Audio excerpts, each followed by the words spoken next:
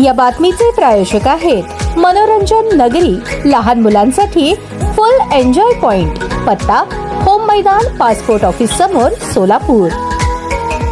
सोलापूर जिल्ह्यातील काही भागात यावर्षी नेहमीपेक्षा जास्त पाऊस पडत आहे। ओढे, नाले, नद्या भरून वाहत आहे। काही गावांमध्ये ओढ्याचे, नदींचे पाणी शिरत आहे। उत्तर सोलापूर तालुक्यामधून वाहणाऱ्या सीना नदीला मोठ्या प्रमाणात पाणी आले आहे। बेटावर असणाऱ्या वस्त्यांना पाण्याचा वेढा बसल्याने बेटावरील रहिवाशांना सुरक्षित स्थळी स्थलांतरित करणे आवश्यक होते। उत्तर सोलापूर तालुक्यातील बोरबन बेटावरील लोकांचे स्थलांतर करण्यास जिल्हा आपत्ती व्यवस्थापनाच्या आपदा मित्र सखी यांनी मदत केली। उत्तर सोलापूर तालुक्यातील पाथरी आणि तिरेगाव सीमा भागात असलेले बोरबन बेटावर बंडगर मल्लाव वस्ती आहे। वस्तीच्या एका बाजूला सीना नदी तर दुसऱ्या बाजूला ओढा आहे। दर दिवशी होत असलेल्या पावसामुळे सीना नदीच्या पाण्याच्या पातळीत वाढ झाल्याने पाणी नदी पात्राबाहेर पसरत आहे। सीना कोळेगाव धरणातून 52,000 क्युसेक पाणी सोडल्याने पाथरी येथील बोरबन बेटाला पाण्याचा वेढा आलाय, ज्यामुळे बोरबन बेटावरील बंडगर मल्लाव वस्तीत रहिवासी अडकले। सध्या नदीतील आणि ओढ्यातील पाण्याचा प्रवाह वाढत असल्याने वस्तीवरील रहिवासियांना सुरक्षित स्थळी हलवण्याचे काम सुरू झाले आहे। यासाठी जिल्हा आपत्ती व्यवस्थापन विभागाचे आपदा मित्र सखीची टीम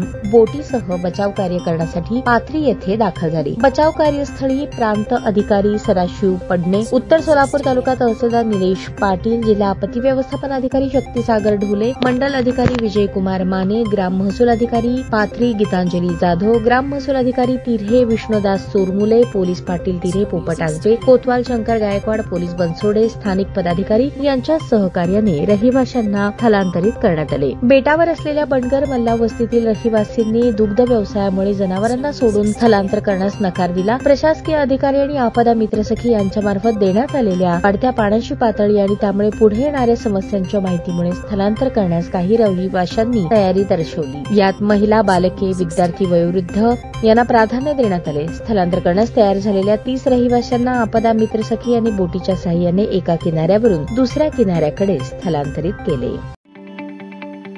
ताज्या बातम्या पाहण्यासाठी प्राईम महाराष्ट्र न्यूज चॅनलला सबस्क्राईब करा।